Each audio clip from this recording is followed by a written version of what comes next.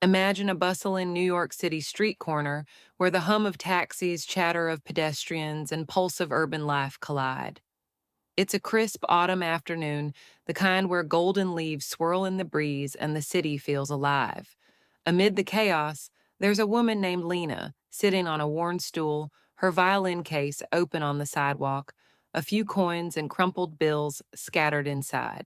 She's in her late 30s, her dark hair tucked under a faded scarf, her clothes simple, a threadbare coat, jeans, and scuffed boots. Her face is bare of makeup, her hands weathered from years of playing in the cold. She draws her bow across the strings, coaxing out a melody so haunting it could stop you in your tracks. But most people don't stop. They hurry past, tossing her a glance or a smirk, assuming she's just another struggling street performer, a nobody chasing a dream that's already passed her by. What they don't know, what they couldn't possibly imagine, is that Lena's music holds a secret that could silence the entire city. Today, though, Lena's not on the street.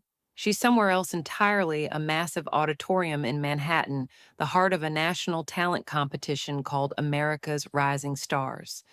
It's the kind of event that draws thousands, where aspiring singers, dancers, and musicians vie for a shot at fame, a recording contract, and $1 million prize.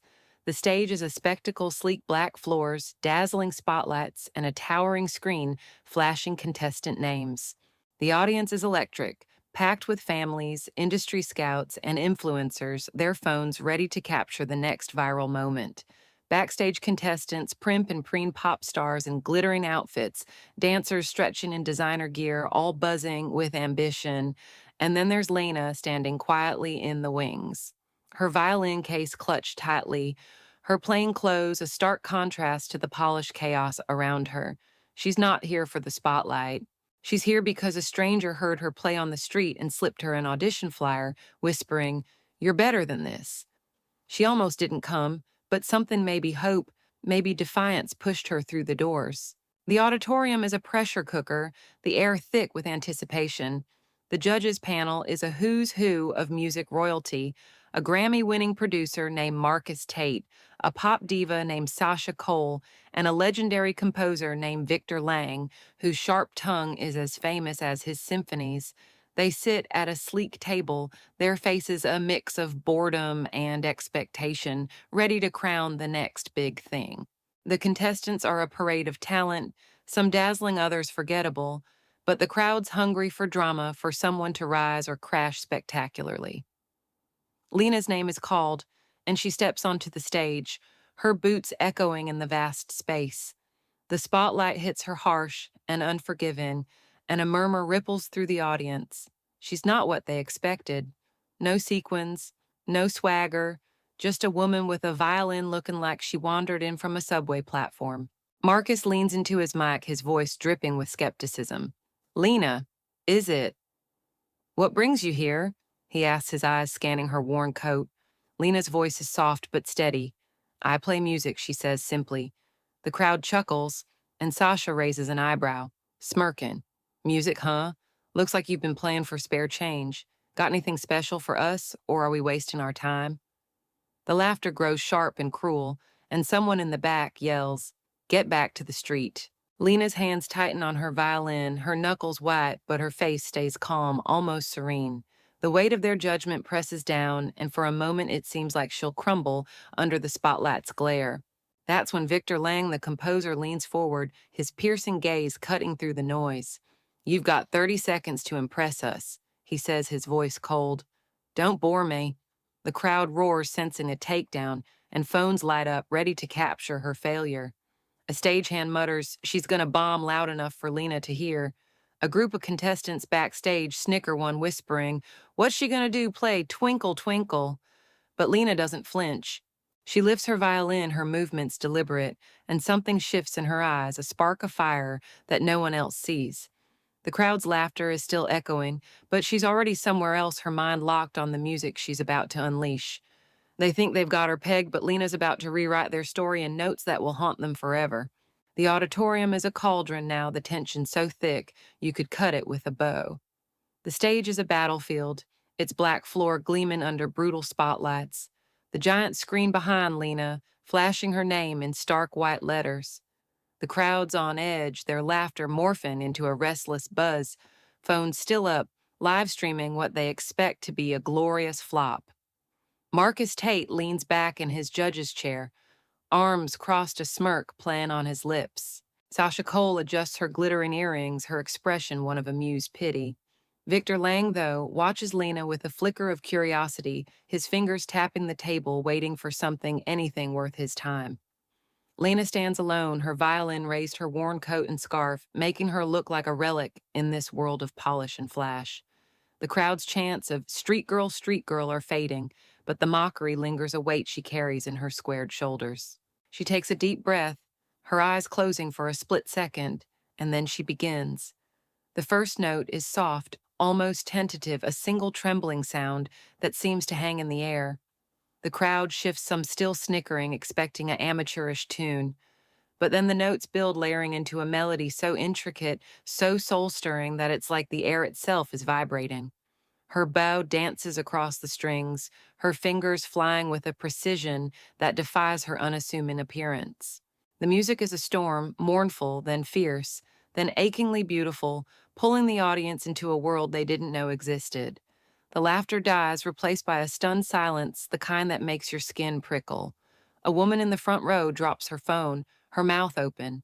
A teenager in the balcony leans forward, whispering, "What is that?" But the moment's fragile. Just as Lena's music begins to soar, the stage's sound system crackles, a harsh buzz, cutting through her performance. The crowd murmurs, and a stagehand storms across his face, red with frustration. "We don't have time for this." He snaps, glaring at Lena as if she's the problem. The screen flickers, her name glitching out, and the crowd's laughter creeps back, sensing weakness. Sasha seizes the moment, leaning into her mic. "Maybe the street's a better fit, huh?" she says, her voice dripping with venom. The chant starts again, street girl, and it's like a wave threatening to drown her. Marcus shakes his head, muttering, "Waste of time." Even Victor's curiosity seems to wane, his fingers stilling on the table. Lena's hands tremble, her bow, hesitating for a heartbeat, and it feels like the world's closing in. The stagehand fiddles with the system, cursing under his breath, and a contestant backstage yells, "Get her off," the crowds on the verge of turning their phones, ready to bury her in viral humiliation. But Lena doesn't break. She lowers her violin, her eyes scanning the auditorium, taking in every mocking face, every raised phone. Then, with a quiet resolve that's almost terrifying, she raises her bow again. "Fix it," she says to the stagehand, her voice low but commanding. He blinks, caught off guard, and scrambles to adjust the system. The crackling stops, the screen stabilizes, and the spotlight locks back on her, brighter than before. The clock's ticking, seconds left before the judges call time. The crowd's restless, some still jeering, others leaning forward, caught between doubt and intrigue. Marcus glances at his watch, ready to cut her off. Sasha's smirk is back, her pen tapping impatiently, but Victor's eyes are locked on Lena, a faint crease in his brow, like he's sensing something the others can't. Lena doesn't wait for permission. She starts again, her bow slicing through the silence, and this time the music is a force raw, unstoppable, a symphony condensed into a single violin. The notes cascade, each one sharper, more precise, building into a crescendo that feels like it could crack the auditorium's walls. The crowd silence their phones, lowering their faces, shifting from scorn to awe. A man in the third row whispers, "That's impossible." A scout in the back scribbles furiously, his jaw tight. The music's not just beautiful, it's familiar, like a memory you can't place. It's pulling at something deep, something the crowd doesn't understand yet. Lena's eyes are closed now, her body swaying with the rhythm, her scarf slipping slightly to reveal a strand of gray in her hair. She's not playing for them anymore.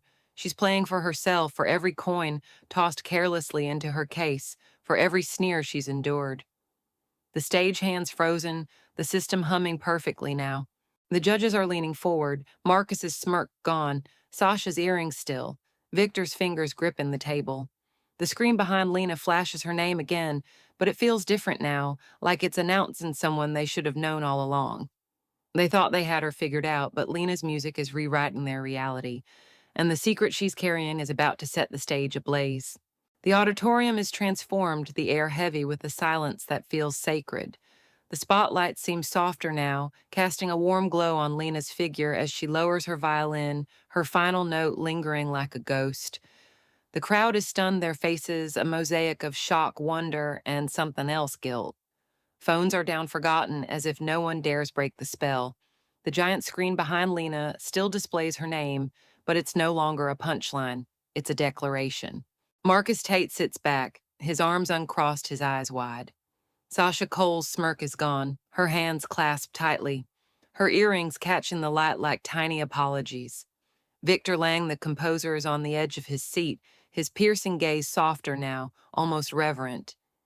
Lena stands alone, her worn coat and scarf, a quiet rebellion against the auditorium's glitz, her violin resting against her shoulder, her breathing steady but her eyes alive with fire.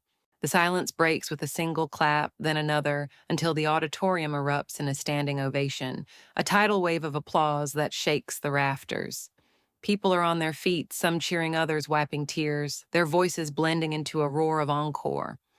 The stagehand who snapped at her is clapping now, his face flushed with embarrassment. The contestant who yelled for her to leave is silent, her head bowed. Marcus grabs his mic, his voice shaking with excitement. "Lena, that was extraordinary," he says, stumbling over the words. "Who are you?" The crowd leans in, desperate for her answer, but Lena just smiles, a small, knowing smile that says she's not here to explain herself. That's when it happens. A woman in the balcony, a music historian with graying hair and sharp eyes, gasps, her hand flying to her mouth. "Oh my God," she whispers loud enough for those around her to turn. "That's Lena Korsakov."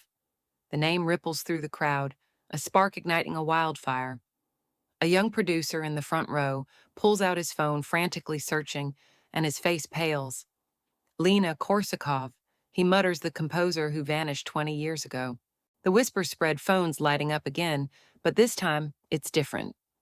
Searches for Lena Korsakov crash the auditorium's Wi-Fi. The screen behind Lena flickers, and someone in the tech booth, caught up in the moment, projects an old article. Prodigy composer, Lena Korsakov Grammy nominee at 18, disappears after tragedy. The truth hits like a thunderbolt. Lena isn't just a street musician, she's a legend. A once-in-a-generation talent who wrote symphonies that moved the world before she was old enough to vote. She vanished after a personal loss, some say a family tragedy, others a burnout from fame's pressure, choosing the anonymity of the streets over the spotlight. The crowd's mockery turns to shame, their cheers now laced with awe. Sasha's voice cracks as she speaks. I had no idea," she says, her diva facade crumbling. Marcus is speechless, his notes scattered. Victor stands, clapping slowly, his eyes locked on Lena, a rare smile breaking through. "You're her," he says, his voice carrying across the auditorium. "You're the one we've been waiting for." Lena steps to the mic, her movements unhurried, her scarf slipping to reveal more of her weathered face. "I didn't come here to prove anything." She says, her voice clear and warm. "I came to play. Music doesn't care where you've been or what you wear. It just asks you to feel it." The crowd roars again, their applause deafening, some shouting her name, her real name. The stagehand stammers an apology, but Lena waves it off, her grace disarming. The contestant who mocked her slips backstage, her face burning. The music historian in the balcony is crying now, clutching her program, whispering, "She's back." The judges confer their decision unanimous. Marcus announces it, his voice booming, "Lena Korsakov. You're advancing to the finals, and we're begging you to keep playing." The screen flashes her name, now paired with musical genius, and the live streams explode, millions watching as street musician stuns world trends worldwide. Lena lifts her violin again, and the crowd hushes, hanging on her every note. She plays a new piece, softer this time, a melody that feels like forgiveness, like home. The auditorium is hers, now every heart in the room beating to her rhythm. And here's the thing, Lena's story isn't just about talent. It's about resilience, about carrying your truth through the noise of judgment. The next time you pass a street musician or anyone you think you've got figured out, pause, listen, look closer, because that person you're tempted to dismiss. They might be a genius, a legend, waiting for their moment to remind the world what beauty really sounds like. So don't judge too quickly. You never know who's holding a masterpiece in their hands, ready to change everything.